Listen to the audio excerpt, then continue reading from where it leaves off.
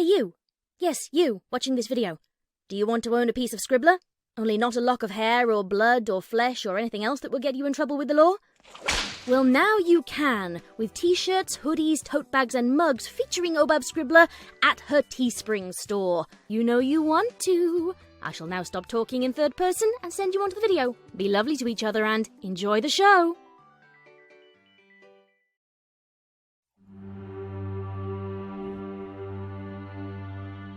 Fate by Rinnaul. The last thing you recall is drifting to sleep in your bed, Fluttershy curled up by your side, asleep before you, as usual. She has been strangely distant lately, as though something you're doing is bothering her. However, no matter how you ask, she assures you that nothing is wrong. You were planning on pressing the point once again at breakfast, but now you're not certain you'll have that chance. You found yourself outside the cottage for some reason, shivering slightly in the misty night. As you look around, wondering at what brought this about, you catch sight of something in the corner of your eye. A white shape flits among the nearby trees, almost blending in with the fog, looking almost like a Wendigo. You spread your wings and bring some magic to your horn, preparing to confront it, only for the creature to vanish and instantly reappear in a copse of trees a bit deeper into the Everfree. Puzzled and concerned, you give chase, only for the creature to repeat the trick again. Your pursuit lasts long into the night. In fact, you could almost swear it ought to be past dawn by now. Even the fog is sticking around longer than it should, seemingly the same bank still covering you and your prey, despite the distance you travelled. Finally, you pursue the creature into a small cave opening. You land and fold your wings, but as you approach the cave entrance, the fog around you grows thicker and thicker.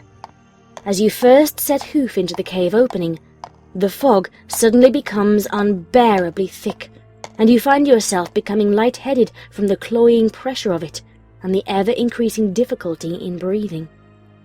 You collapse.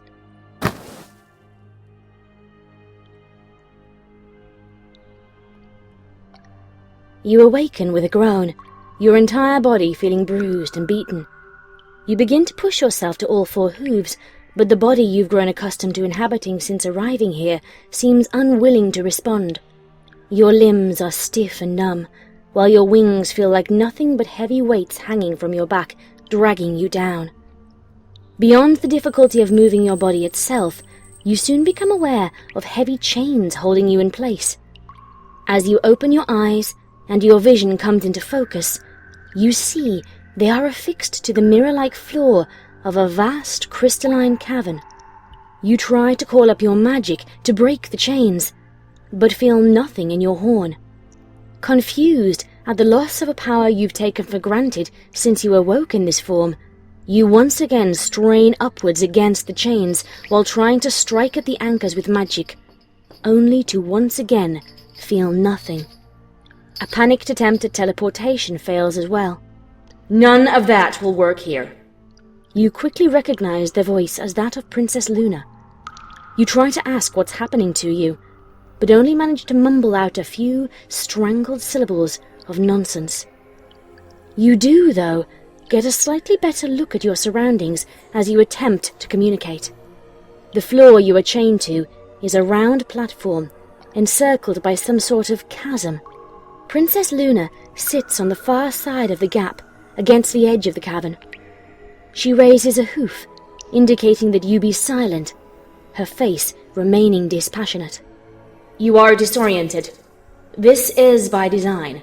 I could not possibly have begun upon this night's endeavor had you been aware of my actions or intent.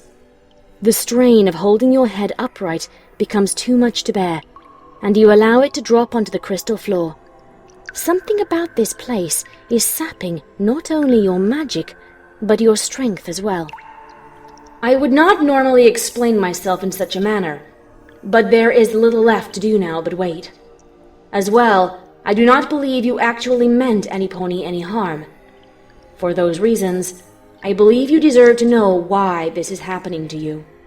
As you're still bound and growing ever more exhausted, you have little choice but to listen to her. I know what you are. I've seen the memories of your home within your dreams. You are like the creatures beyond the mirror, the world that sunset shimmer and twilight sparkle travel to. And yet you are different. I do not know why, but you somehow wield great influence over our world. Events conspire to your favor. Other ponies find themselves agreeing to your ideas. They are drawn to you, and they do not know why. I know, for I have observed the dreams of others, and doubt lies within them. Doubt that they find themselves unable to express or even think of in your presence. You manage to turn your head just enough to see her. Her eyes are closed, and she is hanging her head, though you can't guess if that's due to emotion or simply the draining effect this place has. Your dreams held no thoughts of conquest, no desire for control.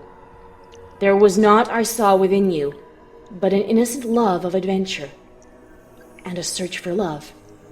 Even with all the power you could have in that form that you have taken in our world, the form of an Alicorn, I would have had no concerns as to your existence or actions with such a full-like view of the world.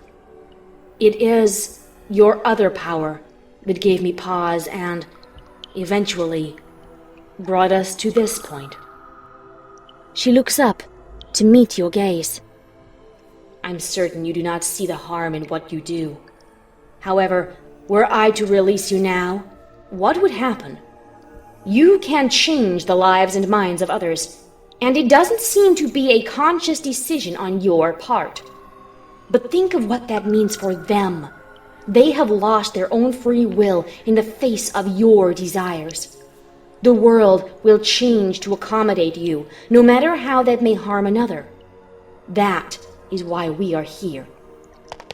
She stands and spreads her wings, as if to indicate the entire cavern.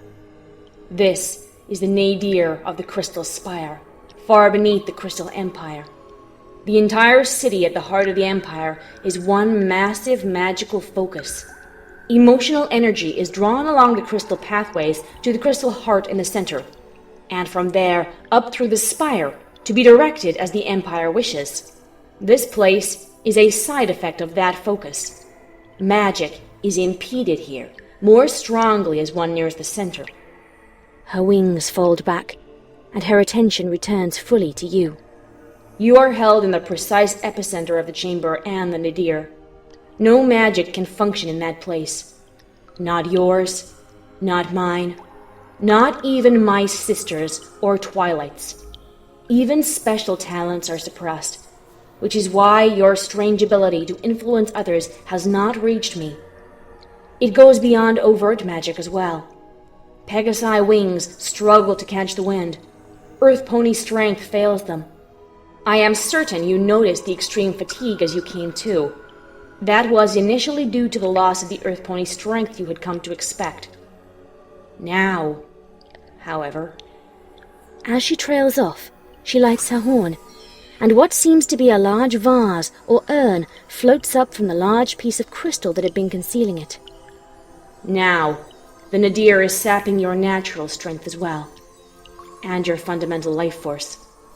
Magic and life are closely intertwined, and now that one has been expended, the other will be drawn upon in its place. You make another desperate attempt to struggle free as the implications of her words set in. You understand, then? Yes, eventually, you will die here. For the sake of Equestria. Do not fear, however. It may be a slow death, but you will feel nothing. It will simply be as though you fell into a deep sleep. To ensure your passing is as painless as possible, I have prepared this. She lifts the jar high up with her magic. As she returns her gaze to you, you finally catch sight of a crack in the cold mask she's been presenting you with so far. for her gaze only remains on you for a moment before she looks away. Her eyes instead track downwards, seeking some distraction in the crystal floor, and her lips fall as well, slipping from the neutral expression she'd been wearing to a troubled frown. This potion will spread over you and cast you into a deep, deep slumber. Your dreams will be the only things that accompany you to the end of your life. I will try to ensure that they are pleasant ones. She flings the jar outward with her magic, arcing towards you and sending its contents out in a billowing cloud of shimmering motes. Do not fear for Fluttershy. If your influence remains upon her, I will either find a way to remove it, or I will provide her whatever comfort I may if the effects cannot be reversed. The mist drifts above the entire platform you lie upon, beginning to slowly filter downwards to cover you. Sleep now, my little pony, Luna says as the mist falls around you and the last of your strength fails. Perhaps you will awaken in the place you belong. I suspect, though, you will not awaken at all. I am sorry.